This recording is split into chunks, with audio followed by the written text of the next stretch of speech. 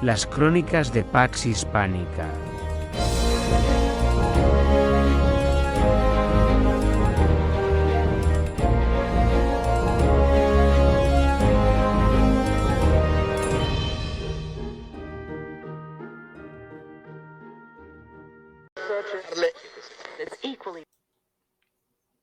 Saludos Pax Hispanos, bienvenidos a un nuevo episodio de esta segunda temporada de las Crónicas de Pax Hispánica, programa en formato podcast destinado a desmentir la leyenda negra y tratar diversos temas de la historia de los hispanos. Hoy tenemos con nosotros como invitada a Diana Perafán, la líder indígena del Cauca y activista social que conocí a través del Parlamento Global Hispano. Saludos, Diana. Hola, un cordial saludo para ti y para todos los que en este momento nos van a acompañar en este diálogo, en este conversatorio. Bueno, muy agradecido de tenerte aquí con nosotros. Ya sabes que todas las personas que quieran hablar de hispanidad o de cualquier tema de historia de España o de historia de los hispanos, yo prefiero decir historia de los hispanos porque al fin y al cabo es como verdaderamente lo siento. Y bueno, pues la primera pregunta que te quiero hacer, vamos a ver, es sencilla, pero ¿qué es eso del indigenismo? Que aquí en España no lo terminamos de entender. Bueno, el indigenismo es el extremo del pensamiento ancestral u originario que surge por intereses de unos líderes que quieren socavar en el tema de la famosa deuda histórica, que ha servido para que se pueda construir una ideología que va enfocada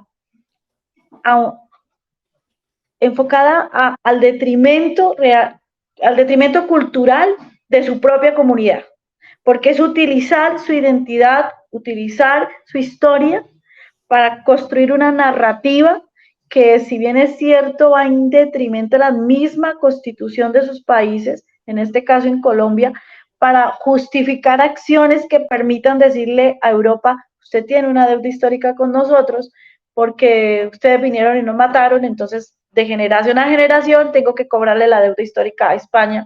Y eso ha propiciado que se construya ese indigenismo, que es el extremo al que algunos líderes han llegado para poder lucrarse de su propia cultura, lucrarse para sus fines personales, desconociendo la realidad de sus comunidades que están sometidas a pobreza material, pobreza intelectual, pero también quieren coartar libertades y expresiones espirituales nuevamente nacientes de nuevas corrientes. Hay comunidades indígenas que no son ni aplican usos y costumbres, son cristianas y son evangélicas, y que tienen su preferencia espiritual, pero se las están coartando con ese indigenismo, un indigenismo que también ha sido estimulado por agentes externos de nuestro país, que lo que ven en estas comunidades es el espacio y la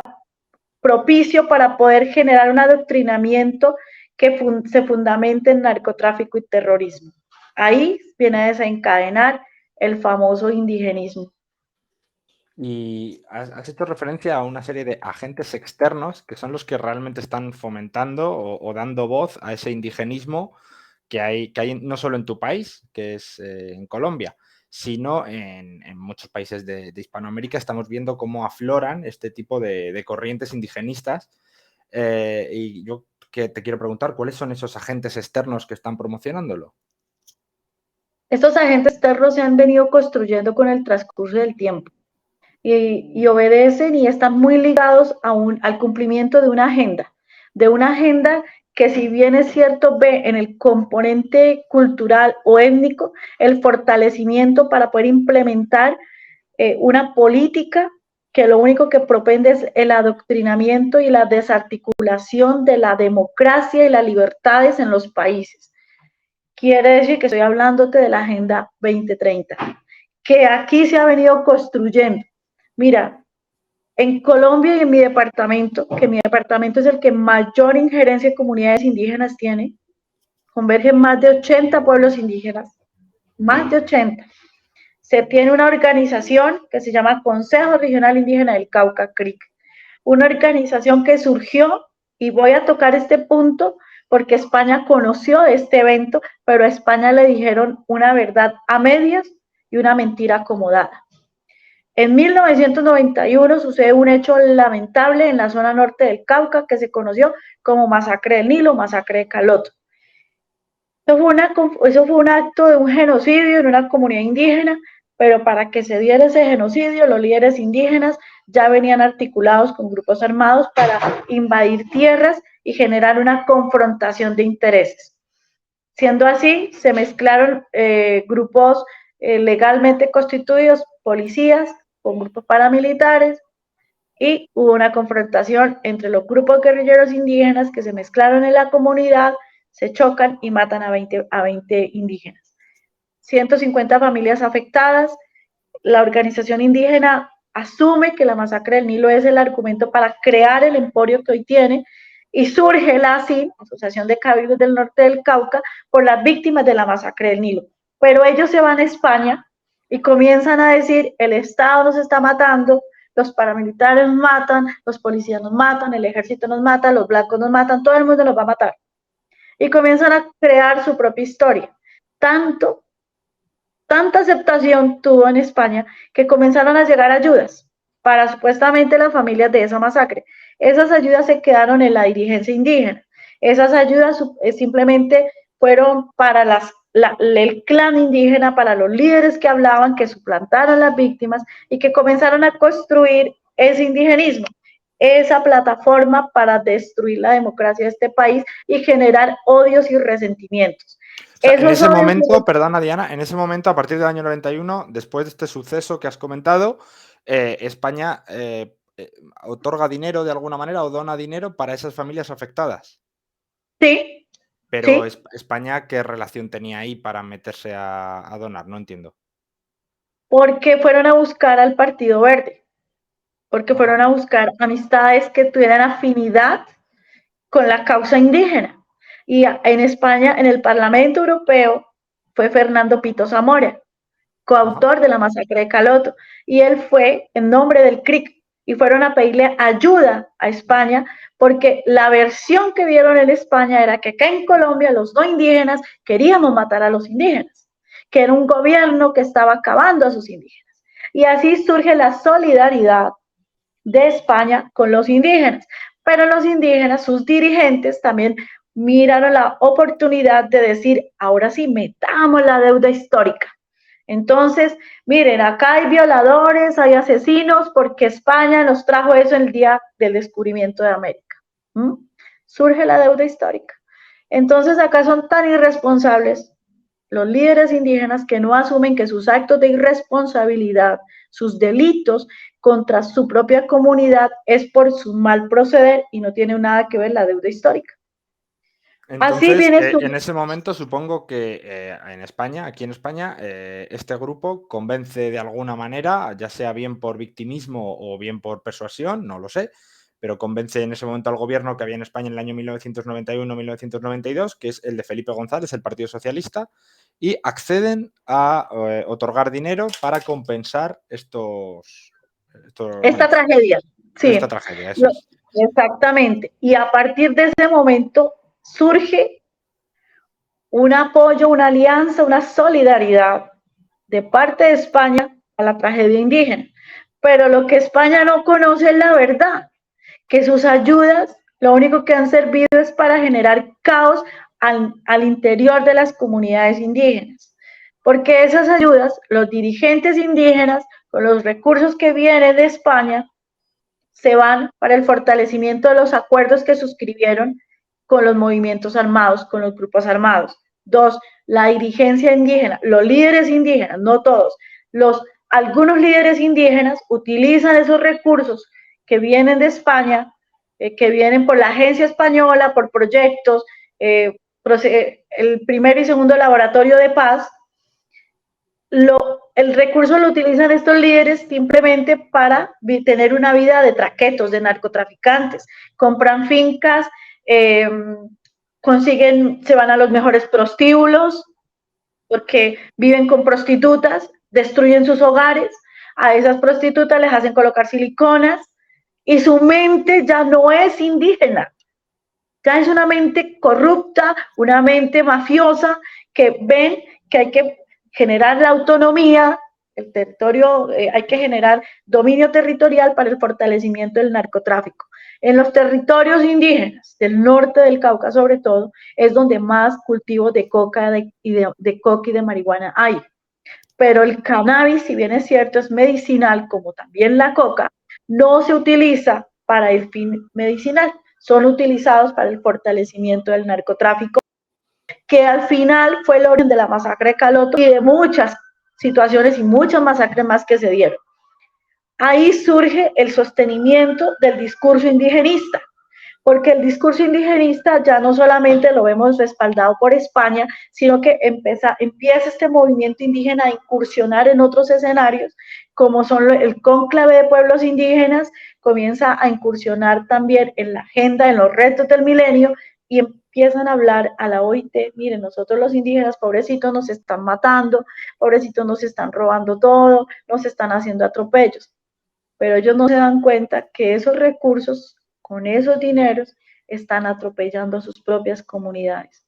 A estas alturas del 2023, encontramos comunidades viviendo en casitas de bareque, comunidades que no tienen alcantarillado, jóvenes que han tenido que irse a los grupos armados porque no hay una buena educación, porque la educación que se da es un adoctrinamiento, y comenzábamos por fortalecer la deuda histórica. El capitalismo es malo, España nos vino a matar, España nos debe, hay que sacarle plata a España. Ese odio, ese resentimiento histórico ha ido forjándose generacionalmente.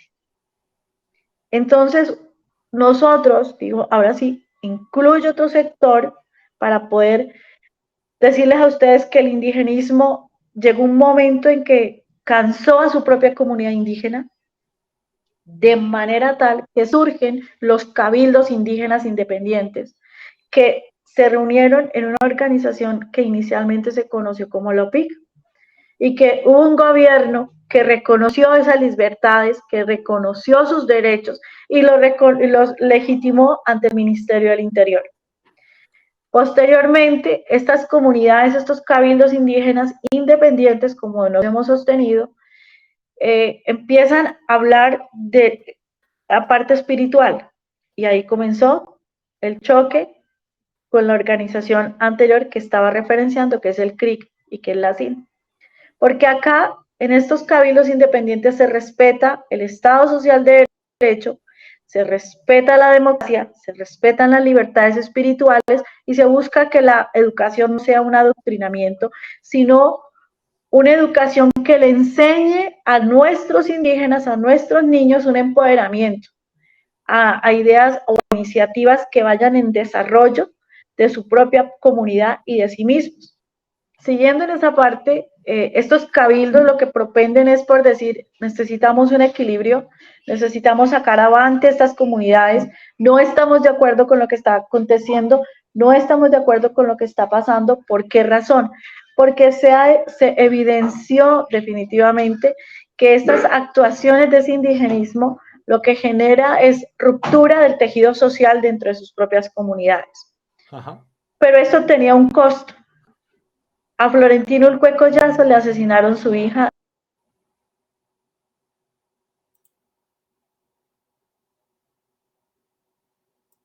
Es muy lamentable decirte que ese indigenismo extremo representado en esta organización generó una persecución religiosa. Entonces tenemos el caso de Giovanni Joinó, duró 10 años en la cárcel por ser evangélico. En la jurisdicción indígena, el artículo de la Constitución 246 le concede la concordancia jurisdiccional o justicia transicional. Entonces lo condena el cabildo, pero el cabildo indígena busca la ley ordinaria para que lo metan a la cárcel 10 años por ser evangélico. Entonces, él no estaba censado en su cabildo, pero aún así lo condenaron, lo capturaron, lo juetearon, lo torturaron y luego lo mandan a la cárcel. 10 años. Mediante una acción de tutela y un habeas corpus sale. Pero él tiene que dejar el departamento del Cauca y esconderse en otro departamento. Pero ahí tenemos el antecedente. El año anterior tenemos una comunidad indígena, la comunidad indígena de Betania, comunidad NASA, municipio de Caldono. Por su condición evangélica, a las 5 de la tarde llamaron al pastor de su iglesia, de su congregación. Lo llaman y le dicen, ¿usted por qué está hablando de ese evangelio? Dios no existe. ¿Usted por qué está hablando de este tema? Usted está censurado, usted no puede hablar. El pastor guarda silencio y lo metieron en un calabozo. A las 7 de la mañana, o sea, a él lo citaron a las 9 de la mañana y a las 5 de la tarde, hago corrección en el horario de los hechos, a las 5 de la tarde se da cuenta la comunidad y deciden irlo a buscar el gobernador indígena evangélico y su cabildo. Cuando ellos acuden a buscarlo, a recuperarlo, a saber qué había pasado, los metieron a todos en el calabozo. La comunidad dice, bueno, nuestro gobernador no llega, nuestros delegados no llegan, entonces algo pasó. Y sucede que muy a las 7 de la noche ya estaba la mitad de la comunidad en un calabozo. La mitad de la comunidad condenados. La mitad de la comunidad jueteados y castigados. Les quemaron la iglesia, se la cerraron inicialmente. Cerraron la iglesia, les colocaron candados, les prohibieron profesar su espiritualidad, que porque supuestamente la única esencia y razón de ser es esa parte de ese indigenismo extremo que coarta libertades. Esta comunidad no puede profesar su espiritualidad. Cuando quisieron hacerlo, cuando recuperamos, se les ayudó a recuperar el templo. Resulta que iban a ser objeto de que los quemaran adentro de su iglesia. Entonces, por seguridad, se tumbaron las paredes de la iglesia y se consiguió una carpa. Esa es la única manera que ellos tienen como profesar su libertad religiosa. Se hicieron las denuncias ante las fiscalías, ante los entes competentes, pero acá dicen, jurisdicción indígena, hay que respetarla. Pero es que es una jurisdicción que vulnera derechos constitucionales.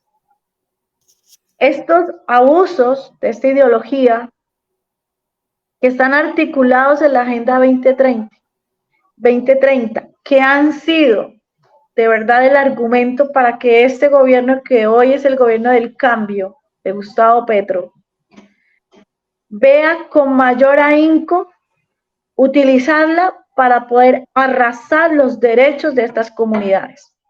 Inclusive quiero contarte, hace 7 años, si no estoy mal en fechas, los líderes indígenas del CRIC estuvieron en España, en Suiza. Suiza fue a apoyar a las comunidades evangélicas y los líderes indígenas fueron por el dinero, por el recurso. Era un recurso para las comunidades evangélicas. Y los líderes indígenas dijeron, nosotros somos pastores, nosotros creemos en Dios, ya me transformé, ya me convertí al evangelio, me voy para Suiza, me hago un recorrido en España, le cuento a todo el mundo de Europa que este proceso indígena va avanzando, que el gobierno nos va matando, que Uribe Paraco, el pueblo está berraco y todo lo que han dicho en su narrativa destructiva.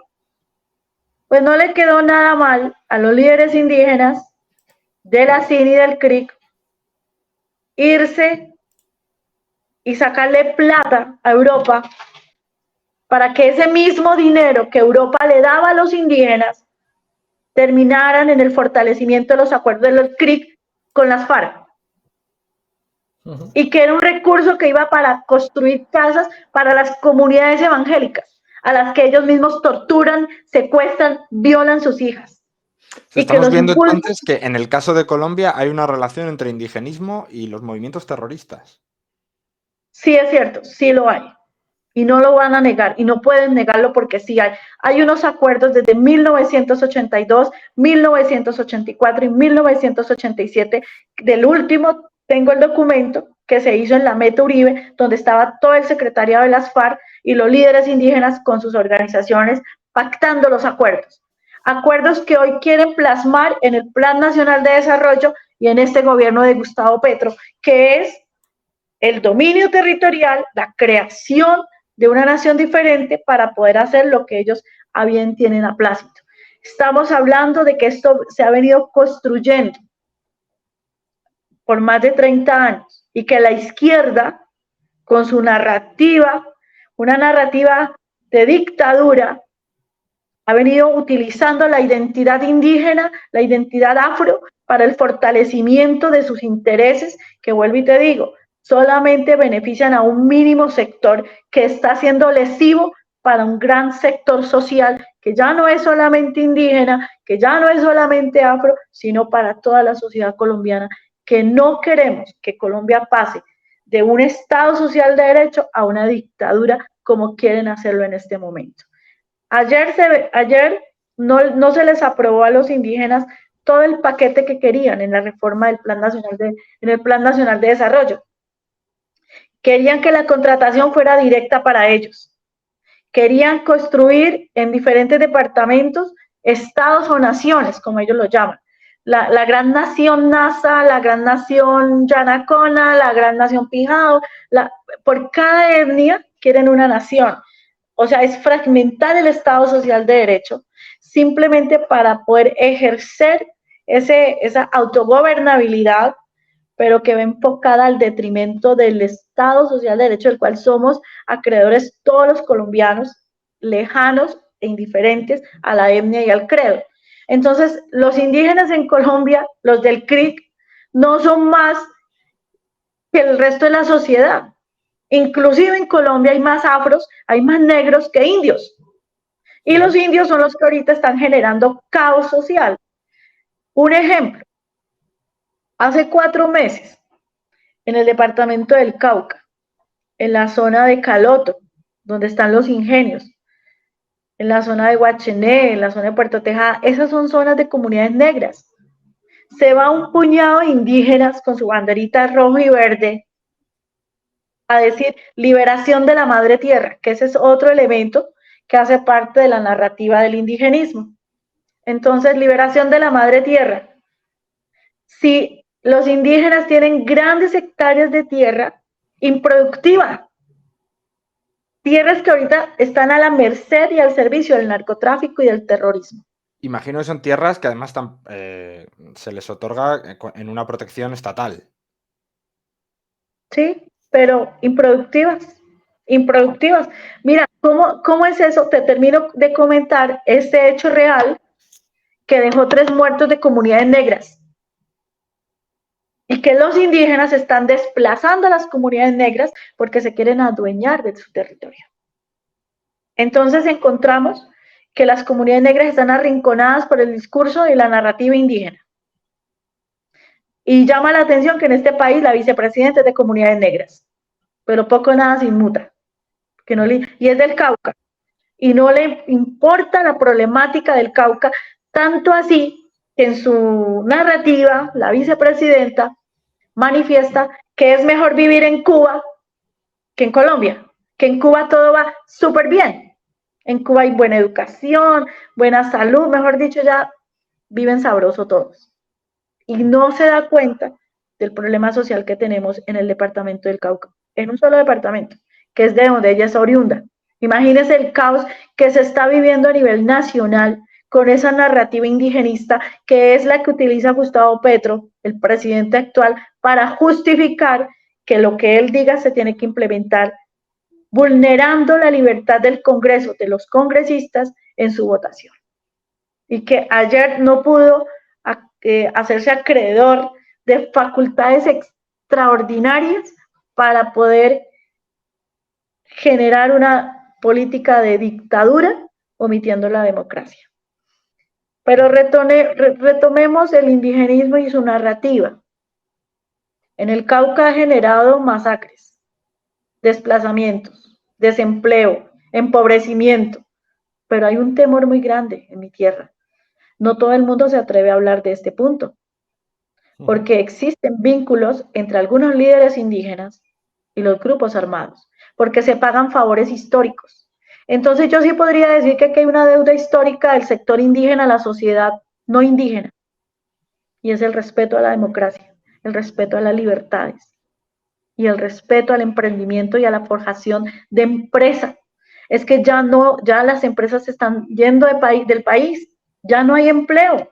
Entonces, por muy indígena que tú seas, indio que no trabaja, pues no come. O sí, no, es que trabajar, hay que producir. El trabajo es bendición, pero para ellos no. Entonces estamos en narrativas muy destructivas que se están escudando en el tema de la identidad indígena. Y estamos vendiendo un proceso indígena que es nefasto. Y España tiene otro segundo evento en donde hubo intromisión de dineros de España en unos procesos que se hicieron en el Cauca, como se conoció el primero y segundo laboratorio de paz, donde España, con su agencia española, con sus catalanes, que son los que más hemos visto por acá, a los catalanes les llama la atención el Cauca y el movimiento indígena, pero no hacen rendición de cuentas, sino hacen vedurías y no se cercioran realmente de a dónde y para dónde van esos recursos que los españoles nos dan a los colombianos, sobre todo al Cauca, al movimiento indígena, para el fortalecimiento de su autodeterminación, autogobernabilidad. Cuando uno se da cuenta que realmente los asesores que tiene el movimiento indígena de estas organizaciones son externos y con fines socialistas, con fines armamentistas, terroristas, que no van al fortalecimiento ni siquiera de su propia identidad, sino al detrimento de la misma y al forjamiento de unos caminos que en este momento nos tienen en guerra interna en nuestro departamento. El que diga que no es porque no conoce las realidades. Yo no te voy a mentir, estamos a un ápice de una guerra civil, no solamente en el Cauca, sino a nivel nacional, si no hay un alto en el camino. Los laboratorios de paz, primero y segundo laboratorio de paz, ¿qué pasó con tanta plata?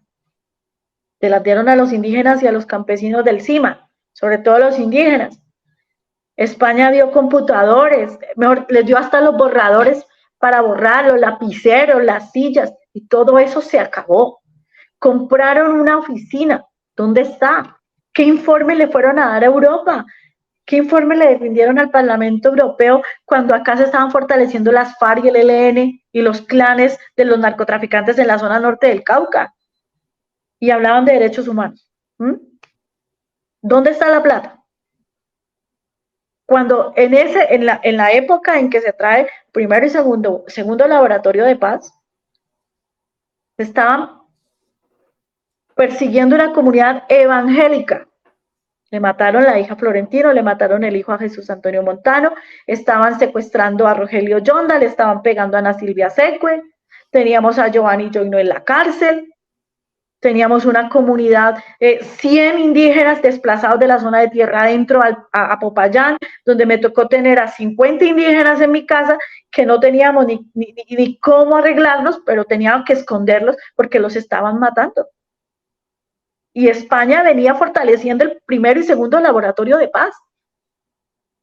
Cuando teníamos el incremento en Toribío de los cultivos con fines ilícitos, como también sucedió en Argelia y en Balboa y en Sucre y en Florencia, suroccidente colombiano, donde el sector campesino en Argelia se incrementaban los cultivos con fines ilícitos. Cuando había en Colombia, y sobre todo voy a hablar de mi departamento, que es el más complejo, había un proceso de no había gobernabilidad, no había autoridad, y Europa mandó plata, y veía uno a los indígenas en camionetas, en carros, veía uno europeos que vienen a hacer veeduría, entonces traían al europeo, pero eso limpiaban el camino, colocaban la guardia indígena y todo bonito, cuando había gente secuestrada, torturada, violada, cuando los farianos eran los que cuidaban a los mismos españoles, cuando venían a entregarle el resto de plata a los indígenas.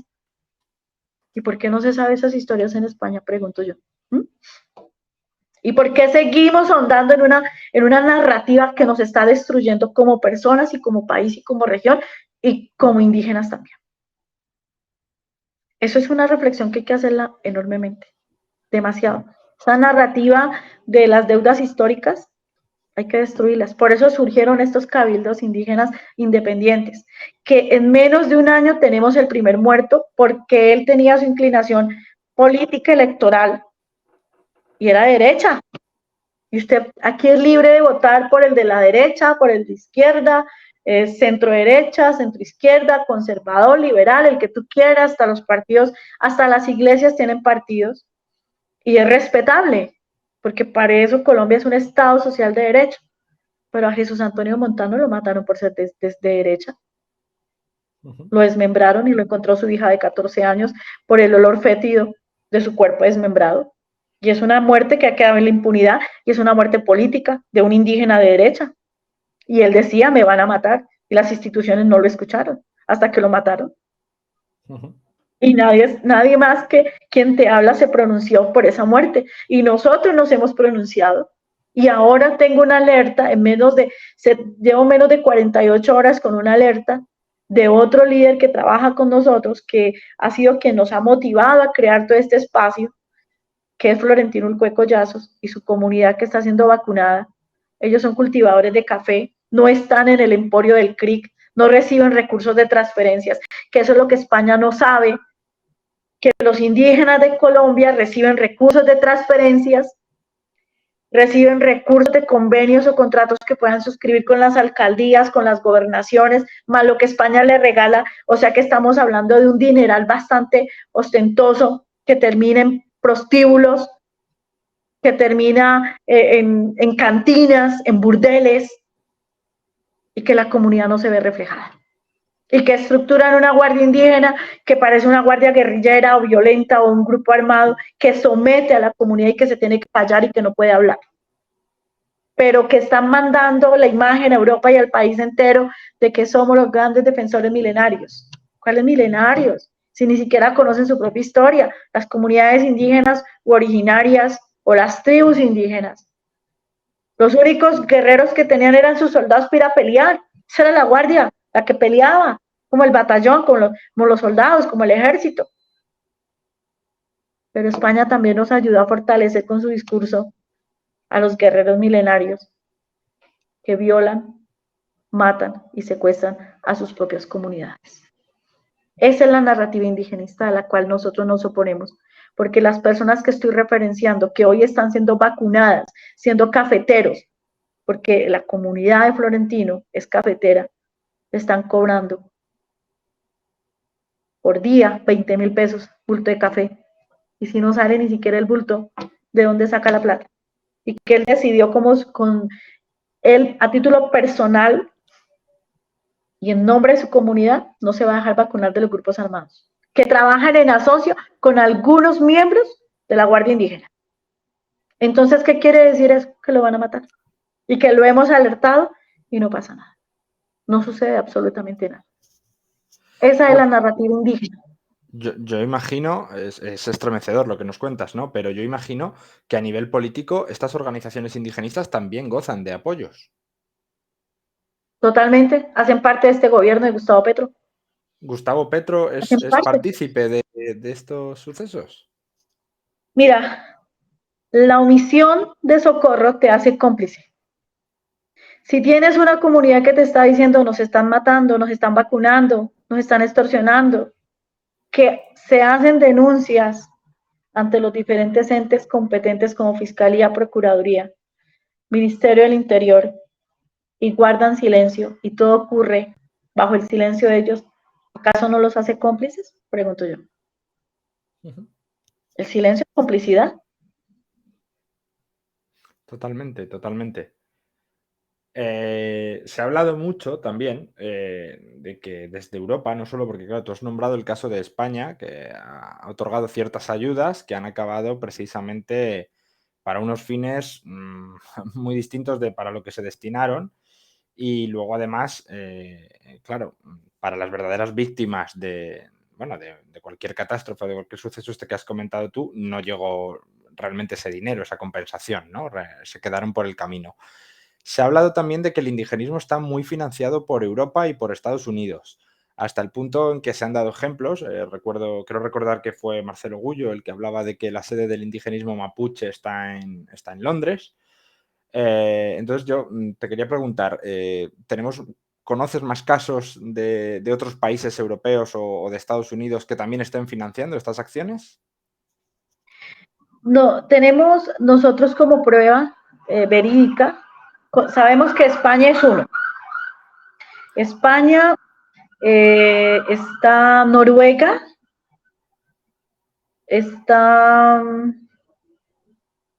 bueno, ahora le voy a dar otro componente que usted, no es europeo, es asiático, son Ajá. asiáticos, Sí.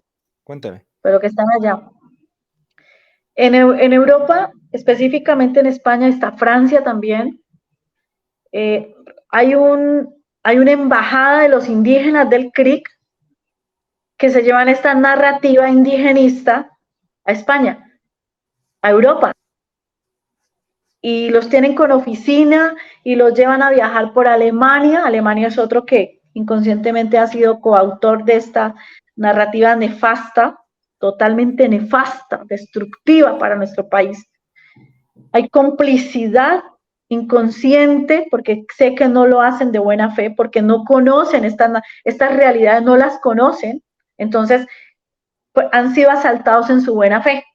Nosotros asumimos que muchos países europeos y ahora asiáticos han sido asaltados en su buena fe con esta narrativa indigenista que es destructiva y lesiva para cualquier democracia y sobre todo para el capitalismo.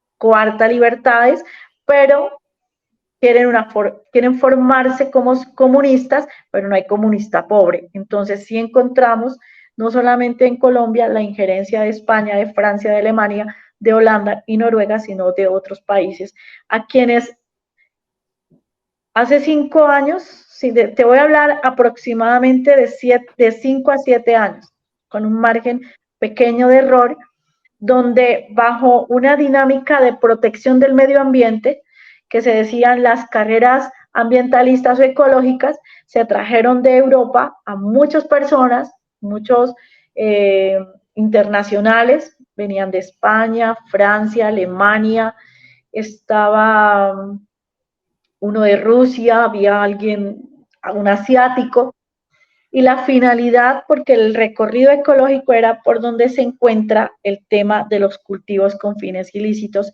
y los ojitos de agua.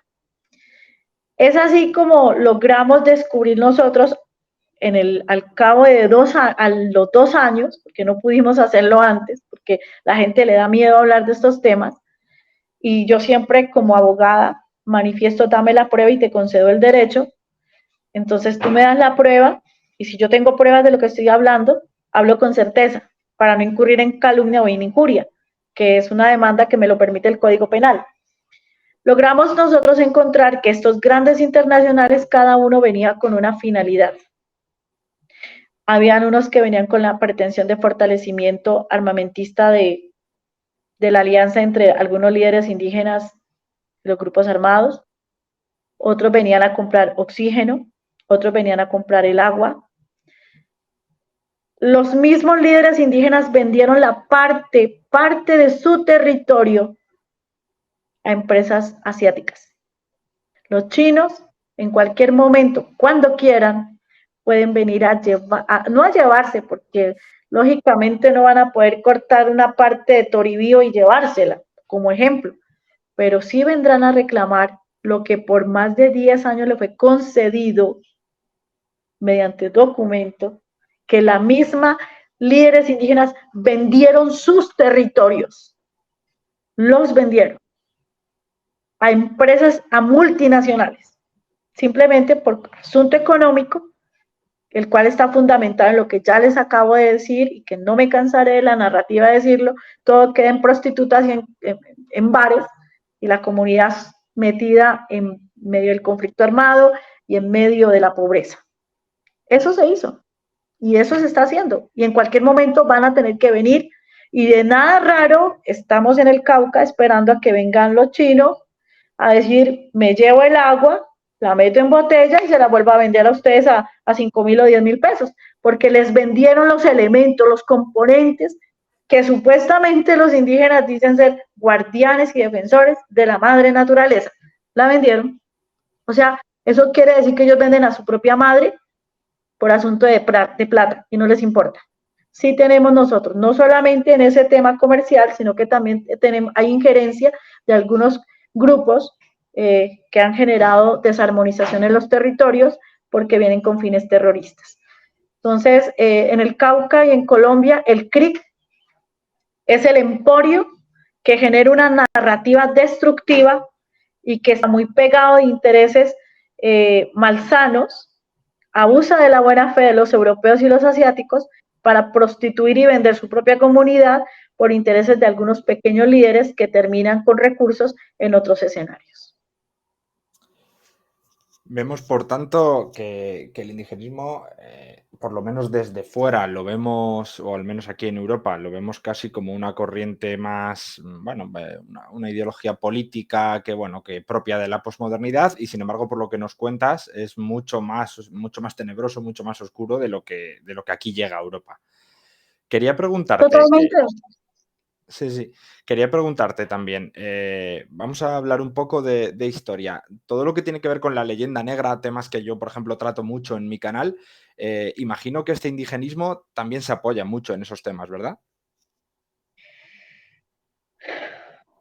En cosas más profundas, en cosas más, mira, yo te digo, esas historias y esas leyendas negras, esas leyendas que a veces la verdad supera las narrativas.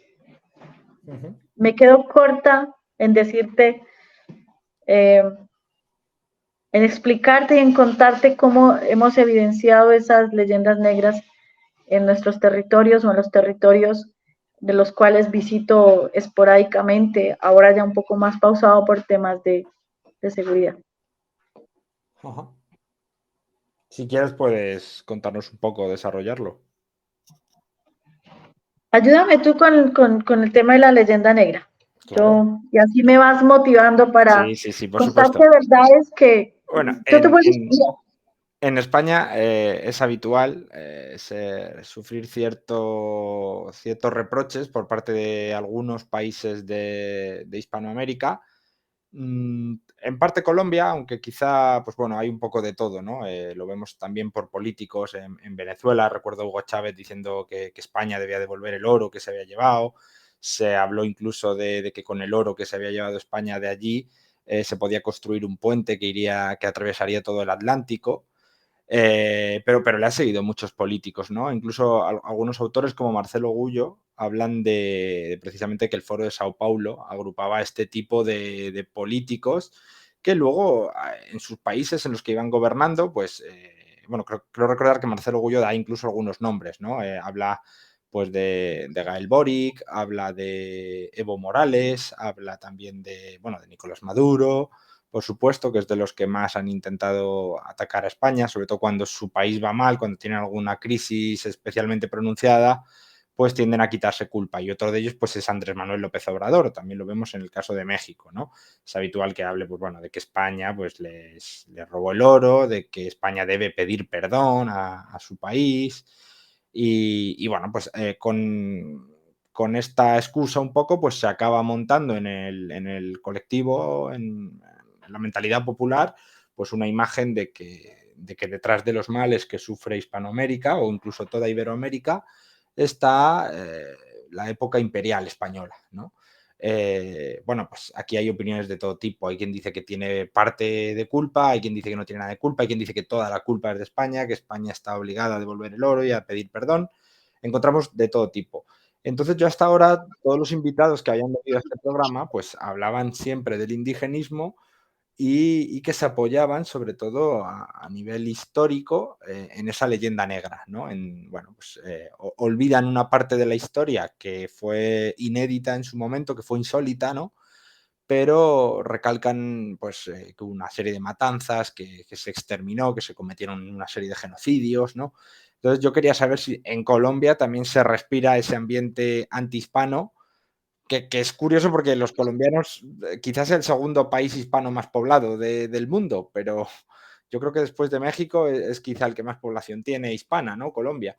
Entonces, no sé si también se respira ese ambiente, si también se difunde mucho eso, sobre todo a nivel estatal. Nos contaba hace un tiempo Capitán Perú, nos comentaba que incluso por parte del gobierno se está fomentando, el gobierno de Perú, se está fomentando ese odio. Entonces yo quería saber, ¿en Colombia cómo se vive? igual. Por eso te decía, quería escuchar algo nuevo, pero no hay nada novedoso. Lo que se está dando es la perfección de narrativas destructivas. Narrativas solamente complacen a los que construyen esta narrativa, porque estas están llenas de odio, de resentimiento, de venganza, porque son tan ineptos que su mente no les da para pensar de una manera progresista, de una manera tolerante y civilizada.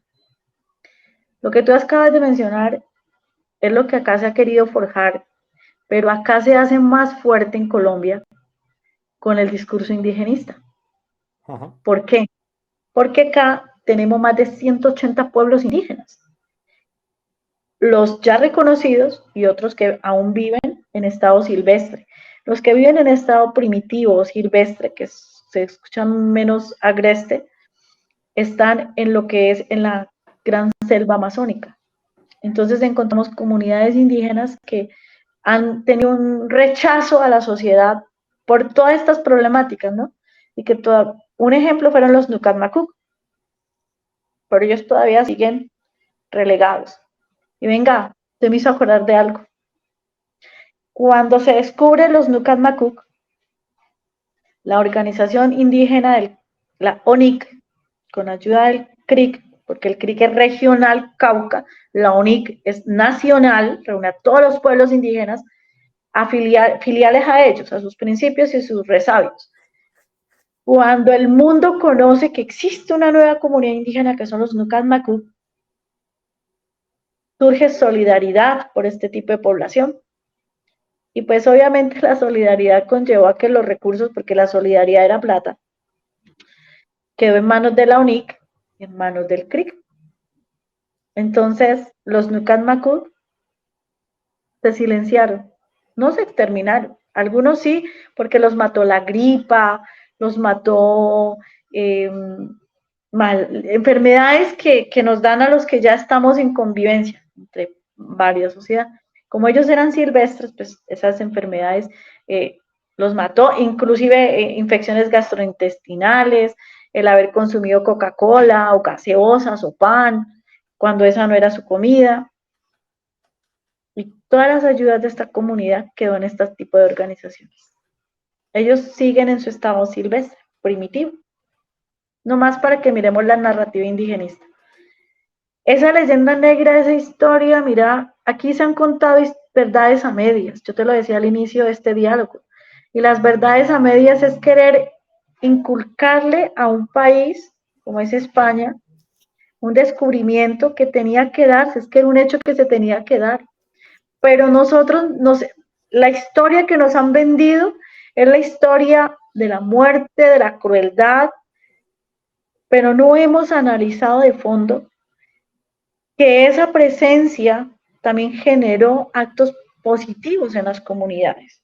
Y no podemos decir que nuestras comunidades totalmente eran sanas. No había canibalismo en medio de las comunidades indígenas. Había sacrificios de niños. Los sacrificaban para sus dioses. No ocurrió, en Colombia ocurrió en su tiempo, pero estoy hablando en otros países, específicamente en México, que estas culturas precolombinas tenían esas ritualidades. Cuando viene y las consecuencias del descubrimiento de América fue decir, oiga, un momentico, no se maten, cálmese, mire, respeten la vida, es un niño, esas ritualidades no van dentro del tema de derechos humanos. Aquí hay una narrativa que lo único que va es a que justificar, y te lo voy a decir así, como lo hemos percibido muchos de los que estamos en esta dinámica, y es que esa narrativa es una narrativa que va a fortalecer el socialismo, el comunismo, algo que muchos, aún los mismos indígenas, reprochan y no están de acuerdo a cambiar una democracia por una dictadura, porque los personajes que fortalecen esas narrativas son ateos, según ellos, y que no se bajan de sus buenos zapatos de marca, sus relojes de marca, sus casas de marca, sus hijos estudian fuera de su propio país, se van para Estados Unidos, otros para Europa, pero no les sirve ningún colegio de su propio país. Pero sus hijos tienen yate, viven súper bien. Una narrativa de contradicción, porque lo que genera es enriquecimiento para ellos sobre una ideología que no se puede acabar, porque si se les acaba, es acabarse la gallina de los huevos de oro. Esa es la verdad. Hay que sostener y ellos tendrán, y van a querer sostener esa leyenda negra, pero no van a querer que realmente hablemos de los beneficios que nos trajo a nosotros el descubrimiento de América. Porque también trajo buenas cosas. Nosotros no podemos desconocer que en el mandato de Catalina la Grande los indígenas tuvieron libertades. Ahí se les reconoció los resguardos. Hay realidades que no se quieren reconocer y que se tienen que conocer. Entonces, nosotros miramos cómo las leyendas negras lo único que tienen como finalidad es el fortalecimiento de una ideología comunista que lo que va es en detrimento de las democracias. Nada extraño ni nada diferente ha ocurrido acá en Colombia en relación a lo que está sucediendo en otros países hermanos. Lo que se ha hecho es el perfeccionamiento y se han aglutinado en lo que se llama el Foro de Sao Paulo con la pretensión de cambiar y modificar las democracias por las dictaduras. ¿Qué hay detrás de este foro? Detrás de este foro hay unas políticas que son nefastas para las libertades. Son políticas en las que se quiere legalizar conductas que son contradictorias a la misma democracia y al mismo comportamiento humano. Un ejemplo, decir que las sustancias psicoactivas son benéficas, hacer que nuestra juventud tenga que consumir droga y que eso hace parte del libre desarrollo de la personalidad. Ajá. Decir que el aborto debe hacerse siquiera hasta los 9 o 8 meses, eso es cambiar fenómenos, cambiar estructuras constitucionales amparadas aún en las normas internacionales, en convenios internacionales, simplemente porque a otros se les ocurrió cambiar y creer que su pensamiento es la verdad absoluta, desconociendo que a muchos de nuestros países nos ha costado demasiado llegar a tener una democracia, no perfecta, pero una democracia. El Foro de Sao Paulo va a destruir la democracia, las libertades, al empobrecimiento de las regiones, a fortalecer unas políticas que no son nada productivas, porque realmente es acabar con una forma de emprendimiento, de desarrollo, pero sobre todo acabar al ciudadano, al ser humano, como ser humano. Quería preguntarte para ahora que estamos ya un poco llegando al final de esta entrevista, ¿has sentido miedo alguna vez en tu país por defender ideas críticas contra este indigenismo que es el que impera al final? Sí tuve miedo en su momento, cuando inicié en esa labor con el caso de la masacre de Caloto. Sufrí secuestros, sufrí amenazas, constreñimientos, me dieron 24 horas para dejar mi ciudad, lo perdí todo materialmente. ¿Llegaste a ser secuestrada, Diana? Sí, tenía retención por grupos armados, amenazas, intimidaciones, quisieron cogerse mis hijos, secuestrarlos, presionarme. Sentí miedo, claro que sí sentí miedo. Tuve atentados, muchos atentados. Cuando no se podían hacer físicos, querían dármelos en alimentos, me querían envenenar. Pero mira, yo me aferré mucho, yo pertenezco a un sector cristiano, me aferré a Dios, soy respetuosa de las libertades, yo comparto con católicos, cristianos, evangélicos, ateos, todo el mundo, propendo por respetar la vida. Y créeme que en su momento tuve miedo, pero cuando comencé a darme cuenta que mis denuncias, cuando conocí casos de delitos sexuales, cuando miré la inclemencia con que torturaban a los cristianos en otras regiones, cuando miraban niñas y niños violados, cuando los reclutaban, cuando desmovilizaban niños, cuando me di cuenta que mi causa tenía un soporte jurídico y que yo quería dejarle a mis hijos un legado de que su madre, que es madre soltera, podía luchar para crear mejores condiciones, para que ellos tuvieran algo que contarle a sus hijos más adelante, perdí el miedo. Pero el miedo también se fue cuando entendí que estaba diciendo la verdad y que cuando la verdad se cuenta, como el corcho que lo tiras al océano, él sale a flote. Y me aferré mucho a esa parte espiritual, me aferré mucho a Dios y soy respetuosa de los que no creen en Dios, pero yo sí creo en Él y con Él me he mantenido firme en medio de los momentos más duros. ¿Qué me hace sentir miedo si tú me lo preguntas ahora? Sí, era mi siguiente pregunta. La impotencia de saber que he sido testigo de torturas, de que mis amigos me llaman y me dicen me van a secuestrar, me están haciendo esto, me hicieron esto, y la impotencia de no poder actuar, de no haber llegado antes, y de saber que tengo que trabajar en el después de los hechos. Entonces, esa es mi mayor impotencia, cuando no puedo hacer algo por alguien. Indeterminadamente, a veces me siento impotente cuando sé que mis adversarios o mis enemigos en su momento que quisieron hacerme algo y no pudieron. Cuando te lo comparto, en una ocasión me iban a secuestrar indígenas, líderes indígenas, me iban a amarrar, trajeron a 50 personas. De las 50, 30 eran guerrilleros, milicia, y me iban a matar, y la gente me defendió. ¿Eso ocurrió en plena calle, a plena luz del día? Sí, eso ocurrió en Caloto, en un territorio indígena, en Caloto, en el municipio de Caloto. Eran las 7 de la noche. Y habían colocado un vehículo donde ellos esperaban amarrarme, llevarme en ese carro y desaparecerme. Como no pudieron, porque la gente me defendió, las viejitas, las mayores me defendieron, resulta que uno salió gritando y diciéndome, te salvaste hoy, pero cuando te cojamos te vamos a amarrar, te vamos a violar y te vamos a descuartizar. Mi hijo, se lo gritaron a mi hijo, en aquel entonces mi hijo tenía como 12, 13 años, si no recuerdo mal. Y claro, él se enojó y lloraba, y mi mamá, ¿por qué? Y llore y llore. Y la gente me decía, tranquila, doctora, que no le vamos a dejar hacer nada. Yo lo único que hice fue arrodillarme y orarle a Dios y que sea lo que Dios permita. Pasó un año y la persona que me quiso hacer todo eso murió de esa misma manera.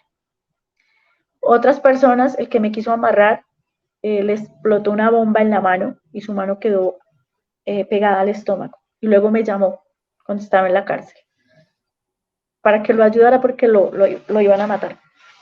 Entonces, ¿Por qué él te llama a ti una vez que está en la cárcel? Porque él quería que fuera la intermediaria con la fiscalía para que le pudieran buscar una rebaja de penas. Entonces, yo intercedí ahí, pero tristemente él fue, a él le llegan los milicianos y bueno, se lo llevaron a un resguardo. Mira, hay tantas situaciones tan difíciles que he vivido. Yo te decía a ti hace un momento, yo me olvidé de contarte y de contarles a ustedes. Estamos hoy en marzo 23 del 2023. En Colombia todavía hay presos políticos. Hay víctimas de persecución religiosa de la jurisdicción indígena. Tengo el caso de Marco Tululcue, que colaboró con la JEP, pero los indígenas no lo dejan pasar porque no se quiere que se cuente la historia. Concluyo diciéndote a ti, el indigenismo es el extremo de la concepción cultural, manipulable para poder construir una ideología que va en aras de la destrucción de la democracia. España no tiene deuda con nosotros. Los líderes indígenas tienen deuda con su comunidad porque las ayudas que Europa pudo haberle dado a estas comunidades inicialmente, como lo hizo Paz Christi en su momento, que dio apoyos a los procesos de paz, a las comunidades indígenas terminaron en manos de las FARC.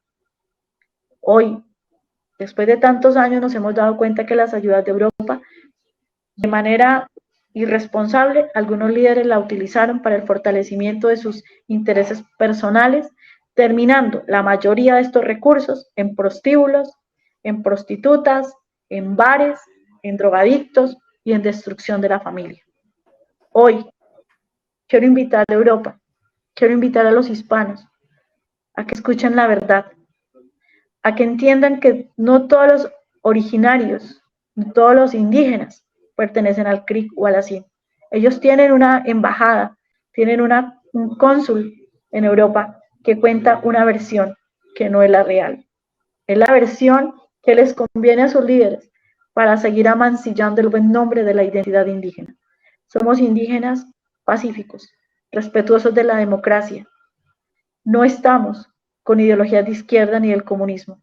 Propendemos por recuperar un tejido social que nos permita tener libertades, vivir con tolerancia, pero sobre todo construir valores y principios, que es lo único que podemos dejarle a nuestros hijos. Diana, muchísimas gracias por estar con nosotros en el programa de hoy. Espero que tu lucha no sea en vano. Tienes todo mi apoyo desde aquí y el de mucha gente de España. Confío en que tu mensaje además llegue a mucha gente y que la situación mejore en Colombia. Muchas gracias, Diana. A ti, muchísimas gracias y un fuerte abrazo para ti y para todos los que nos acompañaron en esta hora, que espero que sea muy amena y que aunque las historias son muy duras, yo hace un momento lo decía, la realidad es la ficción, es decirles, este sector social, indígena, afro, quiere llegar con una verdad a Europa. Permítanos llegar a Europa, escúchenos, para que entendamos que esa deuda histórica hay que acabarla, porque lo que tenemos aquí es un deseo imperioso de seguir viviendo en democracia y de aportar a que la democracia sea fuerte, no a la ideología del Foro 2030 o del Foro de Sao Paulo, no es arrasando libertades como se construye democracia y se prevalecen los derechos. Un fuerte abrazo y muchas gracias. Gracias a ti, Diana.